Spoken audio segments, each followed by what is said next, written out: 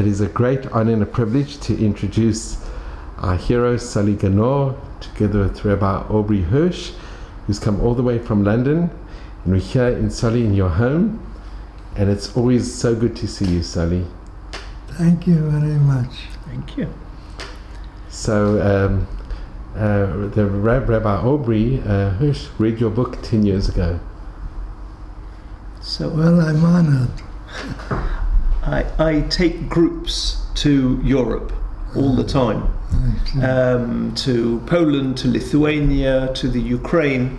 From where? Generally English groups. England. Yeah. So it could be students, it could be adults, and we are actually going to Lithuania in about 6 weeks' time. I see. And we're going to Kovna, of course. And when I realized through Les that you are up to giving interviews and that you speak about your book and your experiences, so I said I have to come and see you. And I'm here in Eretz Yisrael for a few days, and you are my priority. Thank you. To come and see you. I have a cousin in Vilnius. She's a professor, retired. She's well known. Her name is Irena Basaite. And there, because she can connect you to a lot of important people in government. She was always born. She was born and bred in Vilna. Yeah, in Kovna. In Kovna.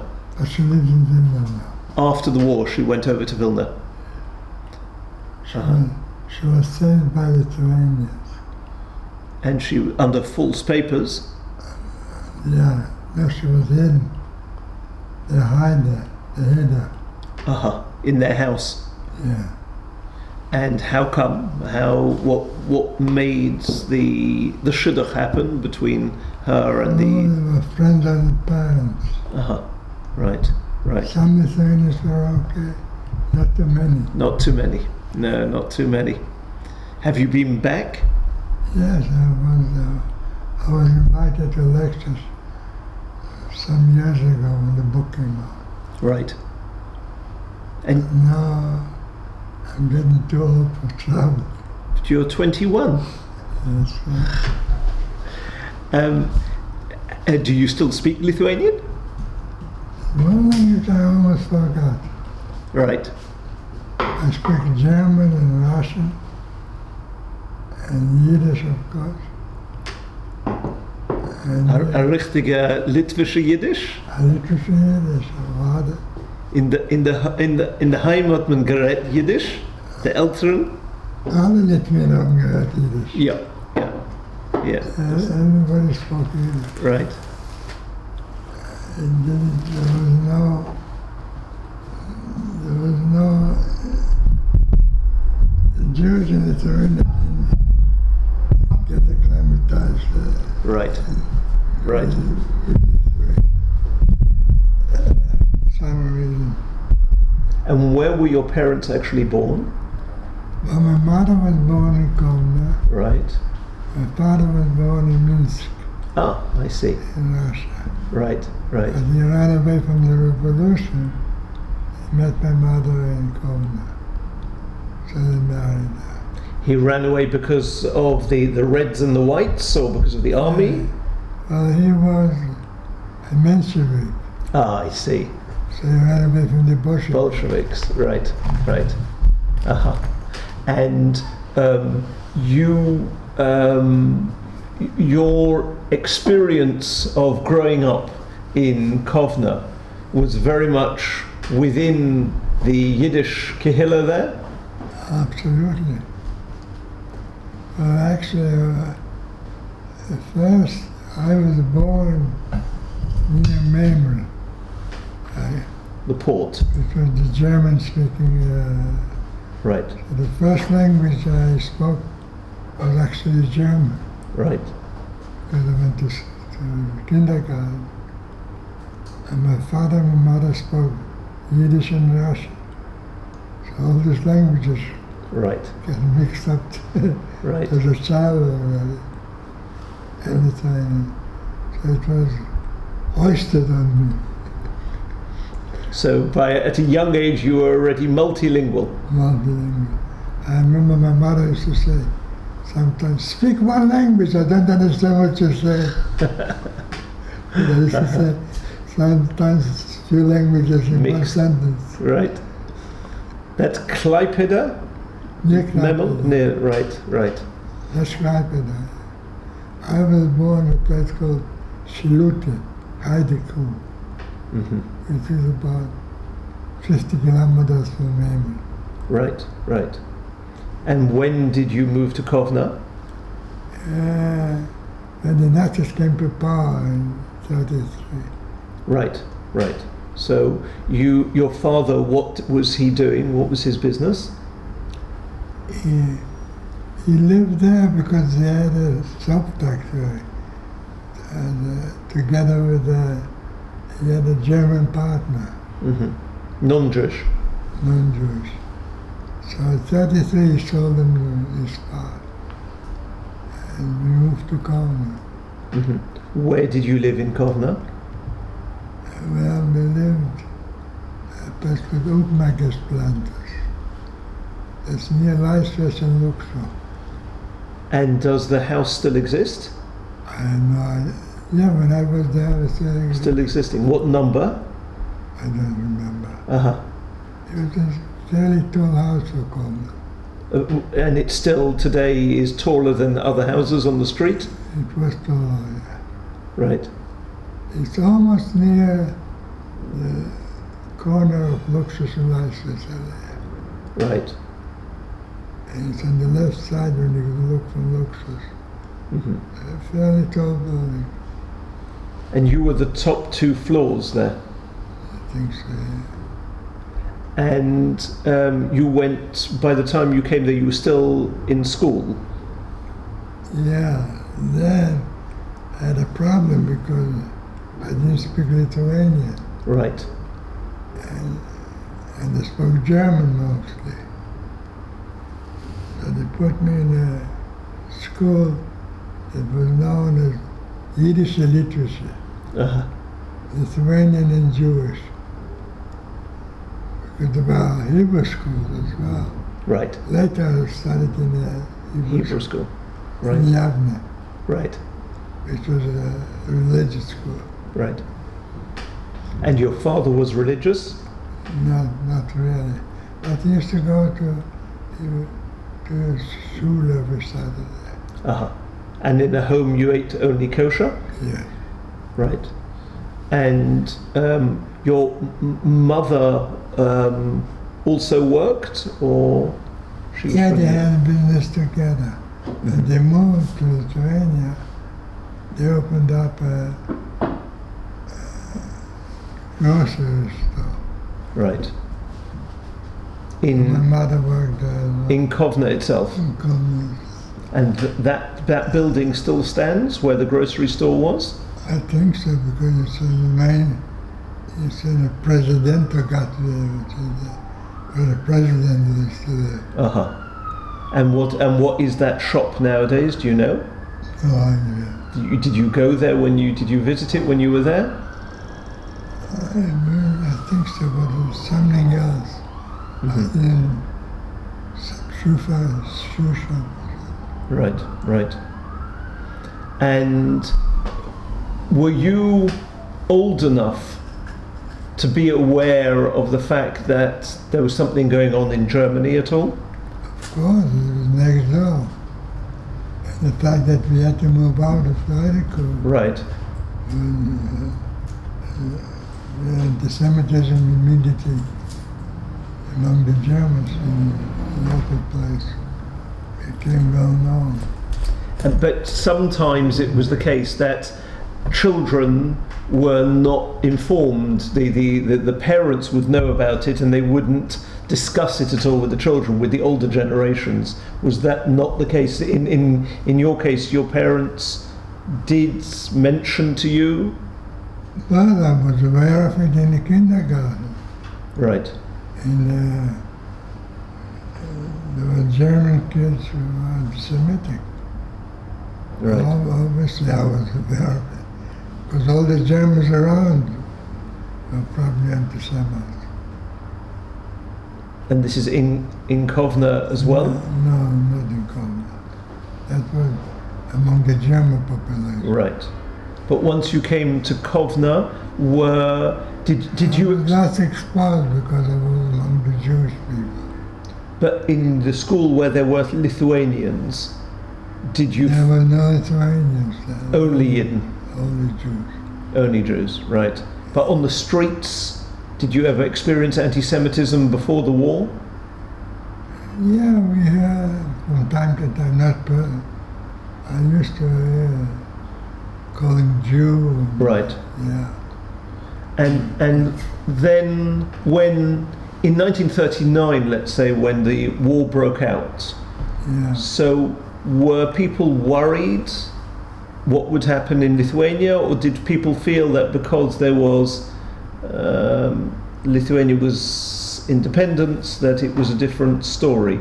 Did they feel somewhat safer in Lithuania? Well, many moved to Palestine Right, because Lithuania in general was a Zionistic right, place. yes. So some who had the means moved to. My father thought of selling his business and then have some money to move. But it was too late. When the Russian move came in Right. 1940. Right. And you had somebody who tried to give your father passage out of Right. Lithuania, but he said no. Well, it was actually Sugihara, the Japanese consul, who suggested we move. Really? When he came round to your house? That's right. So tell me a little bit about the famous story of you meeting Sugihara. You were in your aunt's shop. Yeah, I came there, he was there already. He came there, I guess, to buy some chocolates or something for his kids. And that's how I met a Japanese person I'd never seen before. So I was kind of staring at him.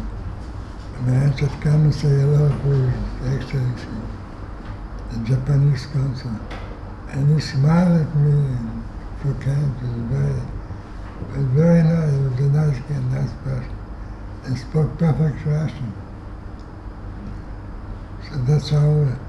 So he said that he was giving me some money for Hanukkah, and that's how we started the whole thing. I said, well, do you know the family? He says, I'll be your Japanese uncle for Hanukkah. You mean because he wasn't family, so you weren't prepared to take any money from him? Yeah. So I said to him, why don't you come to our Hanukkah party on Saturday, be my uncle? That was a spontaneous saying, and that's how it started. And he came round? He came with his wife, sure. And what was the address of your aunt's shop? I think it was on Kestucho. The street name is Kestucho, as far as I remember. And you don't know if the shop still stands? No. And the house where you were living in the apartment, he came round, him and his wife, and who was there of your family? Oh, all my uncles and aunts and cousins. Everyone came round for a Hanukkah Suda? Hanukkah Suda. Uh-huh. That's right. That was a different apartment though, because when we moved from Heidekrug, for a short time we lived on Vilnius Street, a different Vilnius Street. Yeah. Do you know what number? No. You don't remember the number. And that's where he came for Hanukkah. Okay. And were you surprised when he turned up? Well, I said he's going to come. The guests were surprised. Right. Did they know who he was? My aunt didn't tell him. Right. Surprised. And Mrs. Sugihara came. And the son, Hiroki, the young boy. Also came. Yeah. And did your aunts and uncles know who he was? No, they soon found out. Right. Because he was curious to hear what they have to say. He was actually an intelligence officer. Right. That's about, maybe it was the reason he came, I don't know. And while he was there that time, somebody there discussed what had happened in Warsaw. Yeah, and there was a family that we had put in our house, a refugee, and Right. his daughter.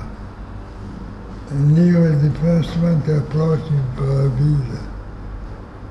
At your house that time. Yeah. And he was kind of surprised why that he would want to go to Japan, Right. since they were associated with the Nazis. Right, they were allies.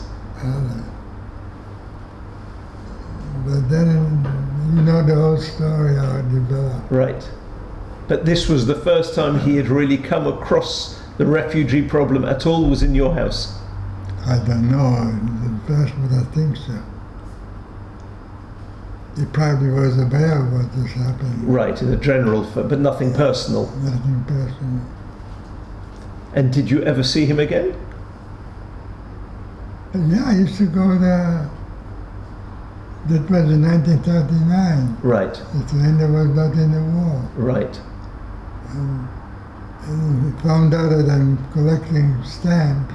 right, So he invited, we were not far from the embassy actually. So I used to go there and get Japanese stamps from him. right. And I was quite often actually. And I used to play with the boy, Rocky, a younger boy. And the boy, his son, spoke any Russian? Yeah, I spoke Russian. The son? Yeah, I think so. Don't remember. No, he was about 5 years old, I'm not sure. Uh-huh. I don't think he So he was a lot younger than you. Yeah. I don't think he spoke Russian. He was married to a Russian woman before. I see. Right, So yeah. right. And that's how the language came. No, he studied in Manchuria languages. Well, and Russian being one of them, because it was on the border. Obviously, yeah. Right. But he spoke without an accent. That's amazing. Wow. As far as I remember. And he was, by the time you had been visiting him in the embassy, he was already involved in granting visas, in stamping passports. Not in the beginning. In 1991. Only when what started the whole thing was that it started from a Dutch consul. Yes. Right. And he was, I think, an employee by Philips. Something like that. And he gave some visas to Dutch students of yeshiva. Right. But it was Suriname or one of these places. Yeah. And that's how, I don't know how they worked it out with Sugihara, but they needed a transit visa to Suriname. And Right. that could only go to Japan. That's how everything started. Do you remember before 1941 going at all ever to Slobodka? Yeah, sure. You remember the yeshiva there in Slobodka? Yeah, I remember the Shiva Slobodka because it was part of the ghetto later. Later, yes, right, right. Yeah, it used to be. And it was an empty house, nobody lived in there. Right. The Germans occupied it.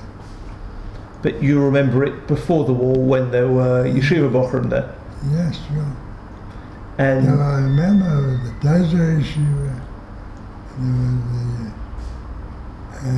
the Slobodka Yeshiva, and the one that Sugar saved, the one who's the Mir. The Mir. The Mir Yeshiva. Right. There's quite a few yeshivas in Lithuania. And did you ever meet the rabbi of the city, the Rov of the city?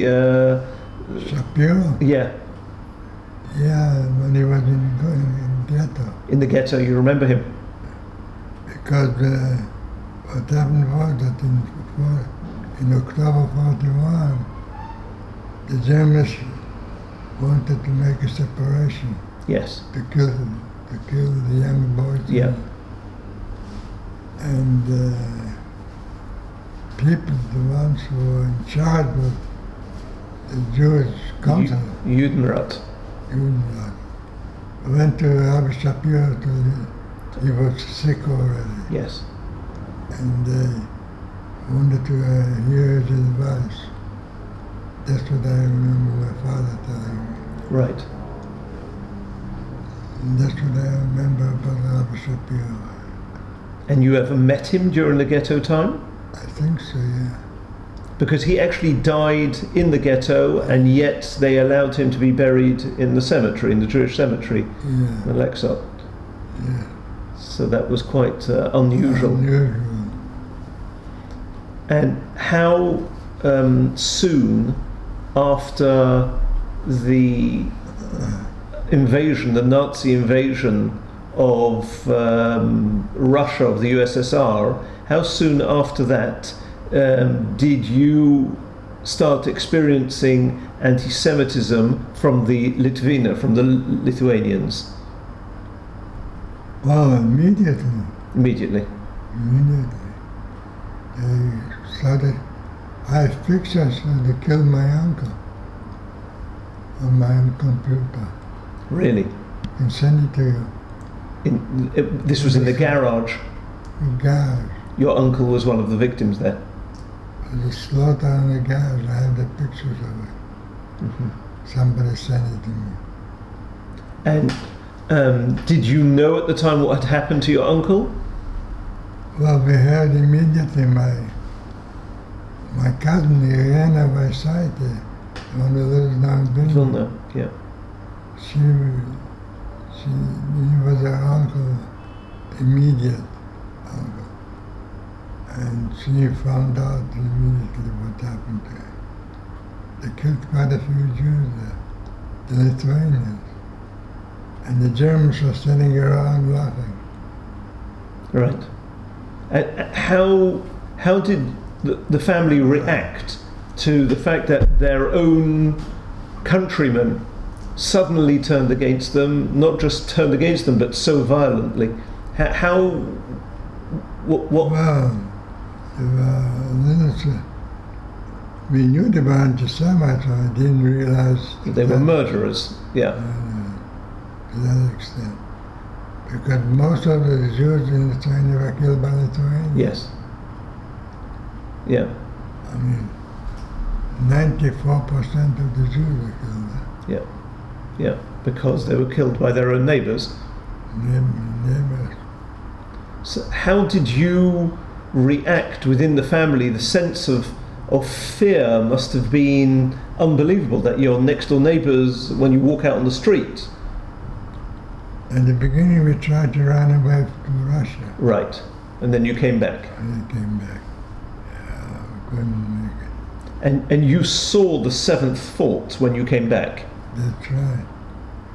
That's when my brother got killed. He was older, he was 7 years older than I. But he spoke German with the Germans. At first there were Lithuanians who stopped us, and they wanted to kill us. But then some German officers stopped them. And he spoke to them, my brother. And so told them not to kill us and bring us to the fort. Right. And we were in the Lithuanian was taking us in his wagon with the horse. Right. And I'm not sure what my brother, how he managed it. But when they were killing the Jews in the 7th War, the Germans who took and gave order to the Lithuanian guard to take us home. So you were already inside the 7th fort by then? Inside. We were in the front courtyard. Of the courtyard there. We heard the shooting inside. And it must have been a scene, a terrible scene. I haven't seen it. I just heard the shooting. And you heard the screams and people? Well, it was a little further away. It was sort of a valley there. And two mountains, and not mountains, but sort of hills. Yes. It's still, I mean, today it still looks like that. Yeah, and they were shooting down into the people. I think they killed about 3,000 people there. And you were taken out of there. The Nazis said that you could go. The Nazis gave orders for the German Lithuanian to take us back home. Who was the us? There was you and my mother. Right, just you two. Yes, my brother disappeared, and we don't know. You never saw him again. Yeah. And when you came home, you went back to your house on Vilnius Street? I mean, at that time already we lived somewhere else. We moved from Vilnius, not Vilnius. We moved, at the end we lived in a city called Kalbu. Kalivu. Kalbu. The last few years we lived in Kalbu Street before we moved to the ghetto. Right. Yeah. And when you came there, you reunited with your family, with your father. My father and my sister. Right. Yeah, they got separated on the way. Yes. They came back earlier, and they avoided the mass murder on the streets, hid in the house.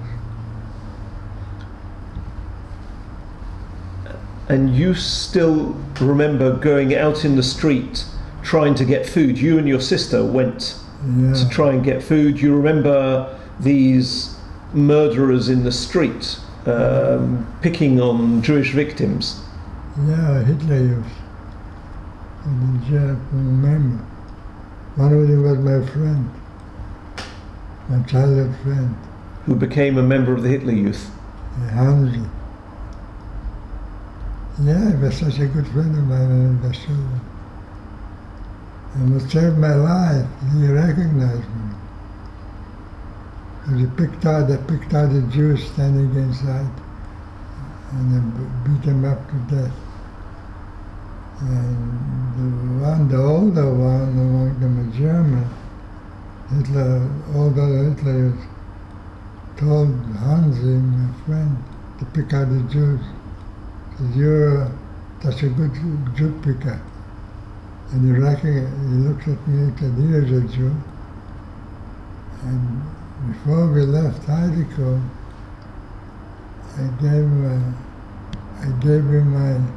I had a wooden horse that my father gave me for birthday.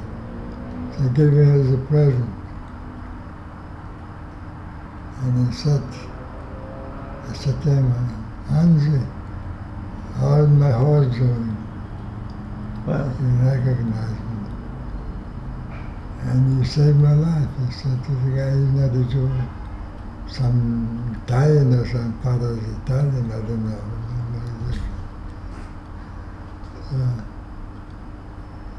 Disrespect. At the end, I had some sources from Heideko that he got killed in defending the bunker of Hitler. In Berlin? In Berlin. Wow. So he was a German rather than a Lithuanian. He was a German. He was a German. And you saw Jews being pulled out of the line near this bakery and being beaten to death. Yeah. And how? Actually, one of them was a friend of mine from the school. How could you cope with it? I mean, nowadays, if we went through this, we wouldn't be able to cope. How did you manage to contain your fear? How did you manage to keep on going? I just stood there. Nothing else I could do. I couldn't run away. They would catch me. So I hope they would recognize me. But how did you have the courage the next day to leave your house, to go out and risk your life when you knew you could get beaten to death? There was no choice. You either starve or go and try and get some food from the Lithuanian. And you and your sister were both looking for food. Yeah. And you write in your book that one day you saw that your sister had sort of been captured by 3 Lithuanians and you freed her. Yeah, could be. Yeah, that's right. You were meant to meet in the market square. Yeah. The market was right on the other side of Kalu. And you freed her from the 3 Lithuanians. Yeah. Well, I talked to them, Lithuanians, and I guess they were not so bad. They let her go. Before the war, were you somebody who was a fighter? You stood up, you were the one, if there was trouble, you would stand up? Or did this happen during the war? This happened during the war. I didn't have to do it when I was before the war. But were you the type of person who, if somebody started a fight, you would naturally respond? Or did this type of personality within you come out when No, I would respond. you would have responded before the war? Yeah, in this respect I was more daring. And when you moved into the ghetto, so you had a Lithuanian who came and picked you up and took you into the ghetto, somebody that you actually knew. Yeah, he was my friend. How did you become friends? Well, we used to go to a summer place called Kalaltuvas. And he lived, he used to go there in summer too. His father used to work for us. Right. And his father had an apartment in Slobodka. We exchanged houses actually. We gave him our apartment in Kalbu, and he gave us his apartment, well, the apartment, but just one room in Slobodka. Where was that? In Slobodka. Do you know the name of the street? Let me think. Don't remember. Probably in a book. Right. Right. Then I remember. And you stayed in the ghetto from 41 all the way through till 44? Well, there was a short period of time. We went to a place called, well, it was the airport. Right. So my father was working there and dividing the food. But before the end of the war, we somehow managed to bring it back to the ghetto. So, and you were working there with your father at the airport? I was working, I learned to be a carpenter. Mm-hmm. So I was working with a German as a carpenter. At the airport? At the airport. That's right. And It's a good thing I still remember. you still do carpentry? I did, yes, I did a few things here. Oh, that's at least something that came out of it that you can still use. It's now at one stage in your book you write about your friend Cookie. Yes. He was taken to the Ninth Fort, or to the Seventh, probably the Ninth Fort. Ninth. The Ninth. And he survived. He survived. It was already dark. And so I guess they shot with the machine guns. And the bullet didn't hit him, he just fell inside the grave. Right. And he somehow dug himself out of it. And do you still remember the time when he came and told you what had happened? Yeah, he knocked on the door at night. Were you by then aware that the Nazis were killing people in the Ninth Fort in the thousands? Yes, of course. You knew about this? We knew. We heard them shooting. Even from Slobodka you could hear what was going on in the Ninth Fort? It wasn't so far. Machine guns going, we could hear them. I remember my sister even fainted. What, when Cookie told the story? No, when we heard the shooting. Oh, really? Really? Yeah. They shot 10,000 people. And when Cookie escaped, he came straight back to the ghetto. Yeah. He came to your house? I think he came now. His parents were still alive. So he came and they told his parents that he is still alive? No, he came directly to his parents. He's the one who told them. He was the one who broke the news that he's still alive. Yeah, no, then he came to me at night. He knocked on the window and he showed up. I was totally surprised. And he told me what happened. And he survived all the way, almost till the end. And then at the end we were in Stuttgart. The Germans took us to a concentration camp.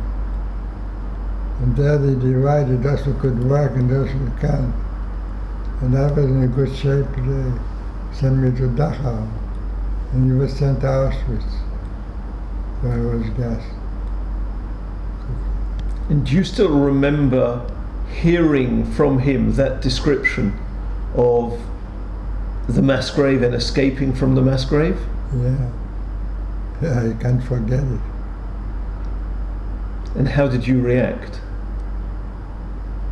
Well, I wasn't surprised what was going on. All these years they were shooting and killing people in the streets. I wasn't very surprised at what he was telling me. And how was he when he was telling this story? He said that it's surprising that the will to live is stronger than anything, I guess. That's what he said. Yeah. And did you believe that you would survive the war? Well, we had it after Stalingrad, when they had a defeat, the first major defeat we heard about it. So that sort of kindled the first hope. That maybe you'd make it through it? Maybe the Germans will be defeated. And did you have any particular moments when you were in the ghetto that you felt, now my end has come? Was there a particular time where you were selected, or a time where there was a raid, or a time where you felt that there's no hope?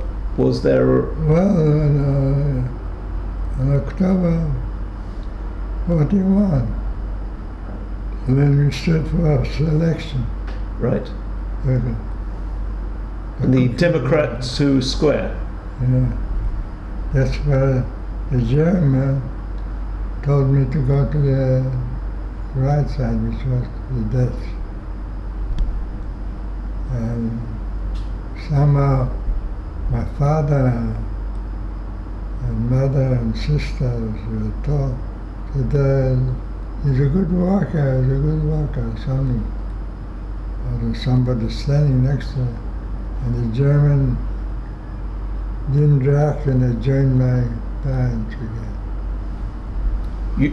Did he let you, or you just decided to move I back? just decided to move back. He was already busy with the Next one. next one. Yeah, that was the time when it was really, You thought it was all over. yeah. And you were ever at, when you went, for instance, from Stutthof to Dachau, you were on a death march? From Dachau. From Dachau. Yeah. And there, did you feel that you would make it through? No, there was snowing already, and we had no pool. And the Germans were shooting left and right. But we carried on till the end. Why did you carry on? But that's, again, human nature. Human nature. Yeah. Unbelievable. We carry on till the end. Not everybody, but many. Right, I was the optimistic type, I guess. right. Did you ever wonder whether the Jewish people would survive this type of disaster? Or did you not really think about it in those ways during the war? Well, we didn't realize to what extent the disaster, how big the disaster was. Right. We didn't realize that. Only after the war we heard the numbers. Right. And after the war, Yeah. did you feel that you had been abandoned by Europe, that you had been abandoned by all the countries? Absolutely. That's why most survivors went to Israel. Right. They could have gone to other countries. Some did go to other countries, but the majority came to Israel because they didn't have any faith in what took place in Europe. Right. And the I need some. Can you give me that drink there? excellent.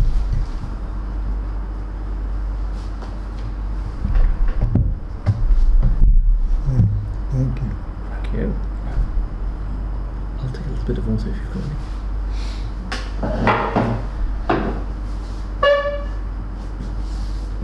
And when did you Let me find? ask you something. Please. What are you going to do with all of the I'm going to Kovna in a few weeks' time.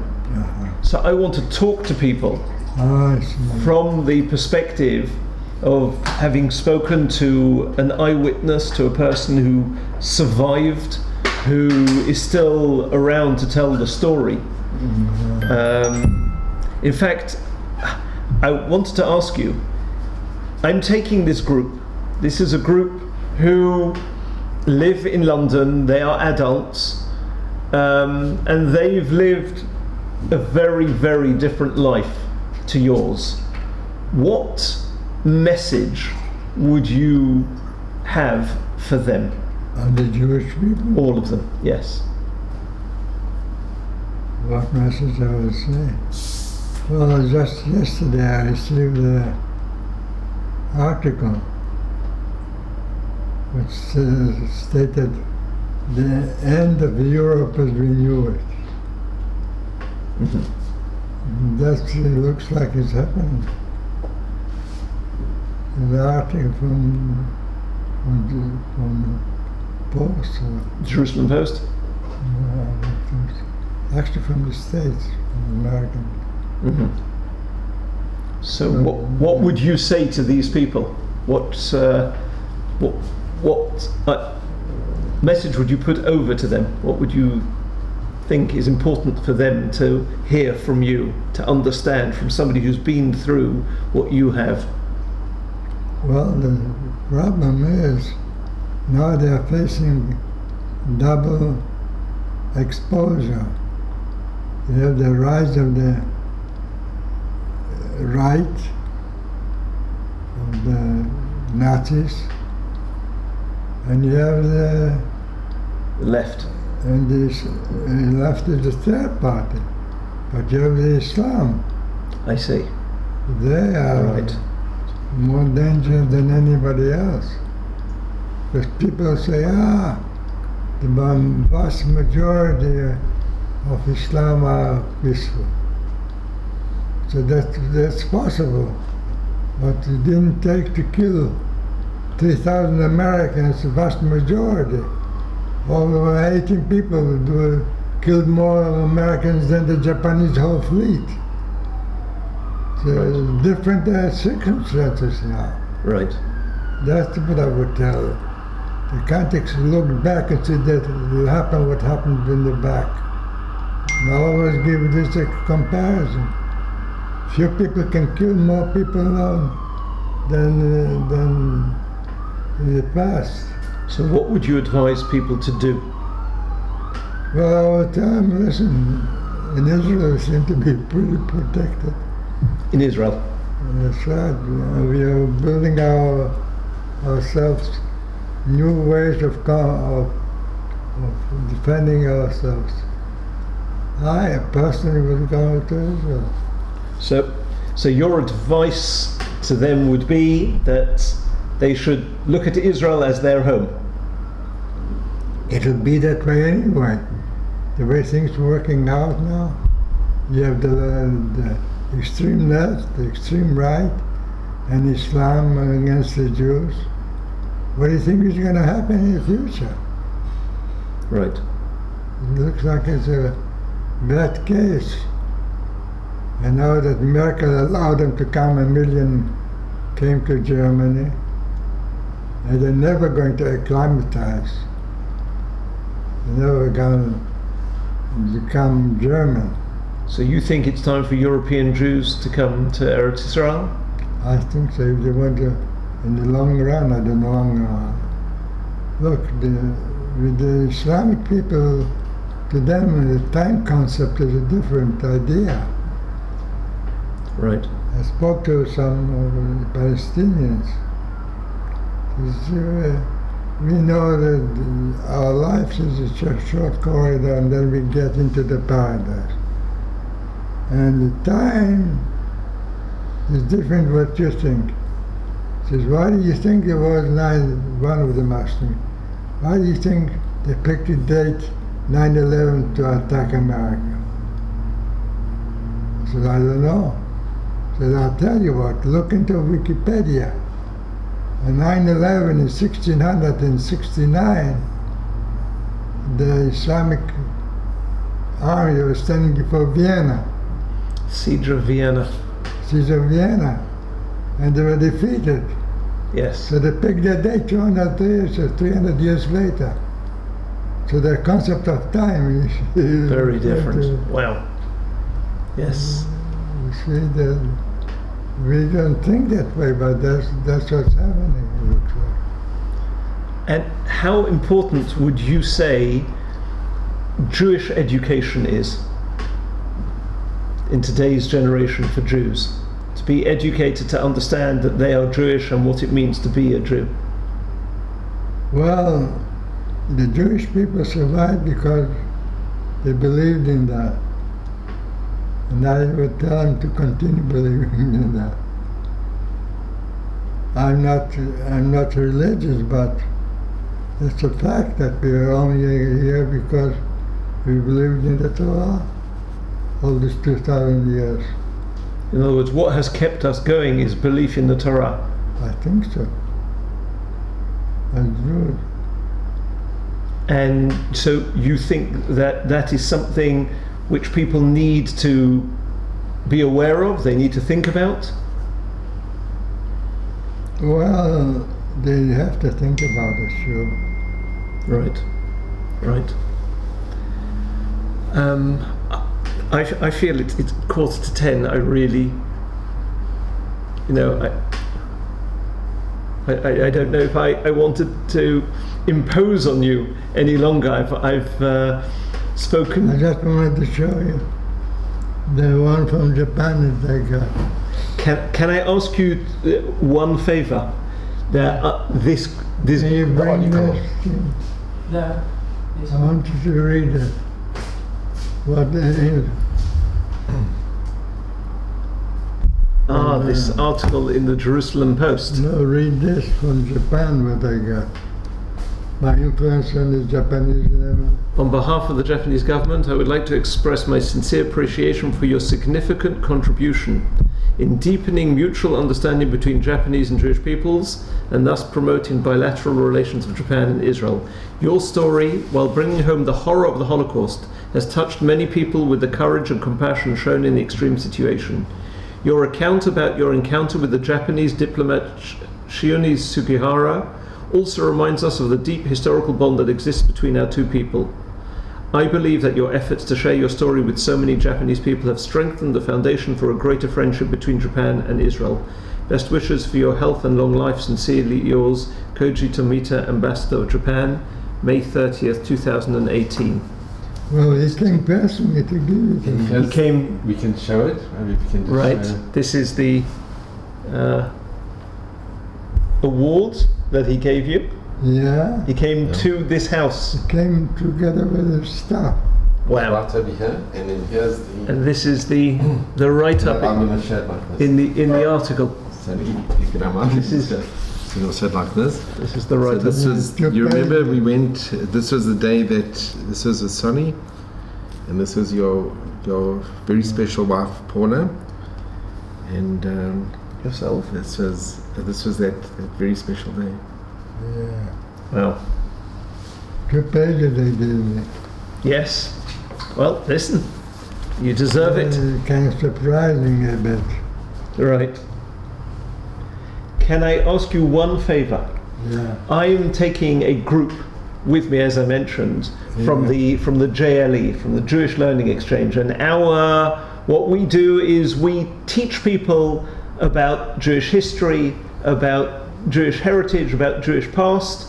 Could you give them your bracha, your blessing for the future?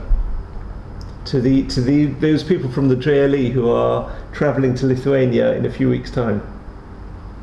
Well, I would tell them to watch what's happening in the world, especially how it affects Jewish people, and if necessary, to save themselves. Because if my father would have decided to save us, he could have done that. And Yeah. can you give a blessing to these people from the JLE to say, I give my blessing definitely to all the Jewish people. They deserve my blessing, they deserve everybody's blessing. thank you so much. Thank you very much. You're welcome. No, there's nothing I can say that would adequately express the honor that it is to be sitting here with somebody who is not just a survivor of the war, but a survivor of so many different difficulties, trials and obstacles and horrors, and yet you've come through it. You're proud to be living in Eretz Israel. You're proud to be a Jew, and it's just Don't forget I was here in the army too for 40 years. yes, yeah. You fought for this I country. fought for this country to survive. And I'm proud of it. And it's something that indeed you should be absolutely proud of. You have a card? Yes. Oh, I don't think I have one. I don't have one on me, but I will forward it to Les. Yeah. He will have. I can send you some of the articles Thank you. that I'm writing. Thank you. And I hear there's a book that you're trying to get published. Yes. I wrote 4 books, but only one is in English. Right. The others are in Japanese and in German. Right. So I'm trying to get it translated. It's in English, but my publisher stopped publishing books. Right. in America. Right. But Okay. somebody's interested. Yes. Baruch Hashem. Thank you very much. Sie gewinnt a große Vergnügen zu bekannt machen a litwische Jid, was noch hält sich noch als litwische Jid. The rest are schön in Yiddish. A großen Dank.